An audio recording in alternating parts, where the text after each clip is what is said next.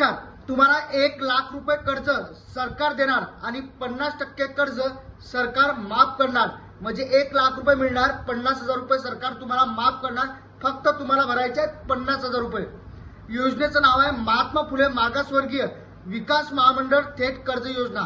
या योजनेअंतर्गत एससी आणि नवोदित प्रवर्गातील गरजू व्यक्तींना स्वतःचा लघु उद्योग सुरू करण्यासाठी आर्थिक बळ देणारी आहे. याच्यात एकूण कर्जाची मर्यादा आहे 1,00,000 रुपये.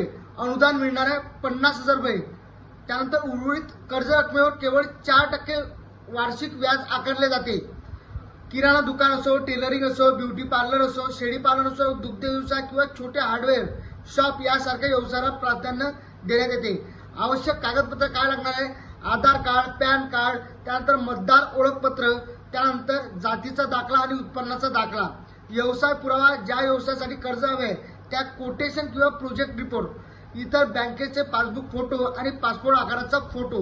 आता तुम्हाला अर्ज कसा करायचा आहे?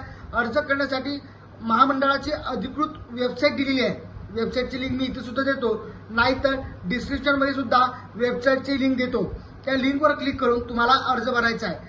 हा जर व्हिडिओ आवडला असेल तर जास्तीत जास्त शेअर करा आणि सबस्क्राईब केलं नसेल तर सबस्क्राईब नक्की करा. भेटूया पुन्हा व्हिडिओमध्ये. तोपर्यंत जय महाराष्ट्र.